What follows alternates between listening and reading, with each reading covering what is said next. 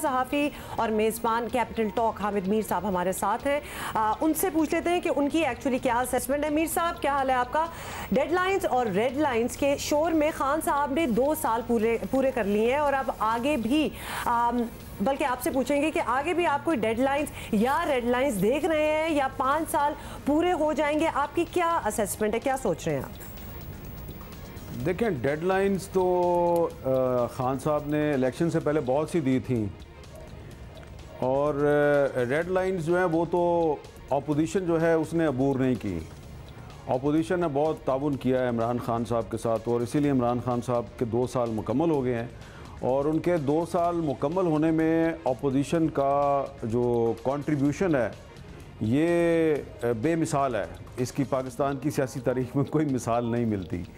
लेकिन अब मैं एक तज्ज़ियाकार के तौर पे यही आपको कह सकता हूँ कि अगर हम पिछली 2 पार्लियामेंटें जो हैं अगर उनका हम देखें कि किस तरह वो चली, उन्होंने मुद्दत भी पूरी की 2008 से 2013 तक, तो पार्लियामेंट ने अपनी मुद्दत मुकम्मल की लेकिन कोई प्राइम मिनिस्टर अपनी मुद्दत मुकम्मल नहीं कर सका। इसी तरह से 2013 से 2018 तक मुस्लिम लीग नून की हुकूमत थी, उसकी भी पार्लियामेंट ने अपनी मुद्दत मुकम्मल की लेकिन कोई प्राइम मिनिस्टर अपनी मुद्दत मुकम्मल नहीं कर सका। 2 प्राइम मिनिस्टर आए, तो लिहाजा हम कुछ कह नहीं सकते क्योंकि अब जो पार्लियामेंट है अल्लाह करे ये भी अपनी मुद्दत पूरी करे। अगर ये अपनी मुद्दत पूरी कर गई तो ये एक बड़ी अच्छी बात होगी कि मुसलसल 3 पार्लियामेंट जो है उन्होंने अपनी मुद्दत पूरी की है। वैसे तो 2002 से 2008 की जो पार्लियामेंट थी उसने भी मुद्दत पूरी मुकम्मल अपनी की थी, लेकिन उसको हम सियासी लिहाज से जेन्युइन पार्लियामेंट नहीं कहते क्योंकि वो इलेक्शन परवेज़ मुशर्रफ साहब के अंडर हुआ था। तो अब इमरान खान साहब जो है वो अगर अपनी मुद्दत पूरी कर दें तो बड़ी अच्छी बात होगी, लेकिन जो पिछला ट्रेंड है उसको देखें तो थोड़ा मुश्किल नज़र आता है।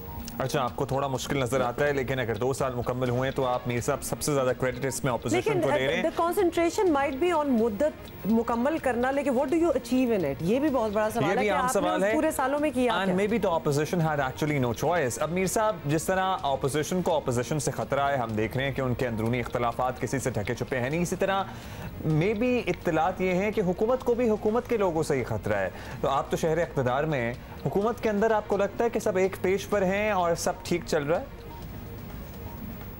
देखें, हुकूमत के अंदर इख्तिलाफ तो है लेकिन हुकूमत के अंदर से मुझे नहीं लगता कि कोई बहुत बड़ा ख़तरा है इमरान खान साहब को, क्योंकि तमाम जो उनके इत्तेहादी हैं वो अभी उनके साथ हैं। जो उनसे नाराज़ थे वो अलहदा हो गए हैं, अख्तर मैंगल साहब उनसे अलहदा हो गए हैं। लेकिन अगर इमरान खान साहब को ख़तरा अगर नज़र आ रहा है मेरी नज़र में, तो एक तो फॉरेन फंडिंग केस है और 17 अगस्त को उसमें जो इलेक्शन कमीशन ऑफ पाकिस्तान ने एक स्क्रूटनी कमेटी बनाई थी जिसने पाकिस्तान तहरीक इंसाफ के जो मुख्तलिफ बैंकों में अकाउंट्स थे उसकी स्क्रूटनी करके उसकी रिपोर्ट पेश करनी थी, तो वो उन्होंने कल पेश कर दिया है। तो 17 अगस्त गुजर गई है और अब ये केस जो है ये अब आहिस्ता आहिस्ता अपने अंजाम को बढ़ेगा। इसमें इमरान खान साहब को ख़तरा हो सकता है और इसके अलावा कुछ और भी केस आ रहे हैं उसमें भी ख़तरा हो सकता है। और जो 18 अगस्त है तो आज तो उस्मान बुज़दार साहब ने दोबारा जाना है नैब में, तो उस्मान बुज़दार साहब का जो आना जाना है नैब में ये भी काफ़ी ख़तरे का बायस है। उस्मान बुज़दार साहब का भी आना जाना नैब में खतरे का बाइस है। अच्छा मीर साहब, जिस तरह अब्दुल्ला आप भी पहले कह रहे थे कि किसी ने अगर जायज़ा लेना है खान साहब की 2 साल की हुकूमत का तो अपने हालात देख लें तो बड़ा अच्छा उससे एक आपको मिल जाता है एक आइडिया। तो सबसे बड़ा सवाल हुकूमती पॉलिसियों और आवाम को रिलीफ देने का है। एहतसाब का नारा, खारजा पॉलिसी देख लें आप, महंगाई में कमी और बेरोज़गारी जैसे इशूज़ पर अब तक ऑब्वियसली कुछ खास हुआ नहीं है, तो आगे क्या आप देखते हैं कि कुछ होगा, कुछ बेहतरी आएगी? देखें, एहतसाब का जो नारा है वो तो पाकिस्तान में एक मजाक बन गया और ख़ास तौर पे जब से सुप्रीम कोर्ट के जस्टिस मकबूल बाकर साहब की जो जजमेंट आई है ख्वाजा साद रफ़ीक केस में, तो उस जजमेंट ने तो एहतसाब के पूरे अमल को ही एक मजाक बना दिया। तो अब जो नैब है वो आहिस्ता आहिस्ता हुकूमत की तरफ भी तवज्जो कर रही है और हुकूमत के लोगों को भी बुला रही है। तो इसमें अगर तो नैब ने एक बैलेंस कायम कर दिया, जितनी बड़ी तादाद में अपोजिशन के लोगों का एहतसाब हो रहा है और उन पर मुकदमे कायम किए हुए हैं, तो अगर उतनी ही तादाद में अगर उन्होंने हुकूमत के लोगों पर भी हाथ डालना शुरू कर दिया तो हो सकता है एक बैलेंस कायम हो जाए और एहतसाब का जो नारा है वो एक हकीकत बन जाए, अक्रॉस द बोर्ड अकाउंटेबिलिटी। लेकिन असल बात जो है ना, वो एहतसाब से किसी गरीब आदमी का पेट नहीं भरता। असल बात यह है कि महंगाई को कैसे काबू किया जाए। इसमें इमरान खान साहब की हुकूमत जो है वो लोगों को रिलीफ देने में नाकाम नज़र आती है। और आप देखें कि इस्लामाबाद में रोज़ाना किसी ना किसी जगह पर कोई मुजाहरा हो रहा होता है। कभी कश्मीर हाईवे पे मुजाहरा हो रहा होता है, कभी डी चौक पे मुजाहरा हो रहा होता है। इसी तरह पंजाब के मुख्तलिफ शहरों में मुजाहरे हो रहे हैं।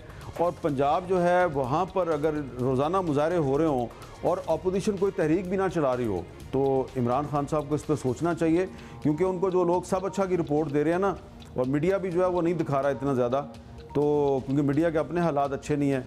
तो अगर मीडिया के हालात अच्छे नहीं हैं तो इसका मतलब ये नहीं है कि इमरान खान साहब की हुकूमत के हालात भी अच्छे हैं, तो सब अच्छा नहीं है। उनको ज़रा होशियार रहना चाहिए। वो अपने वादे पूरे नहीं कर सके। अगर उन्होंने 5 साल अपने पूरे कर लिए तो अल्लाह करे कि इन 5 साल में वो अपने वादे पूरे करें। ऐसा ना हो कि 5 साल के बाद कोई उनका नाम लेवा ही ना हो। बहुत शुक्रिया मीर साहब, that is the most important thing actually, क्योंकि उनके वादों पे ही तो उनको वोट मिले। ये जो सारी तब्दीली और चेंज की बात आ रही है, हम सारों ने मिल के उनको वोट दिए और वो इक़्तिदार में आए, वो इसीलिए था क्योंकि उनके वादे थे ये, और उन्होंने ये कहा था कि ये होगा एंड पीपल बिलीव।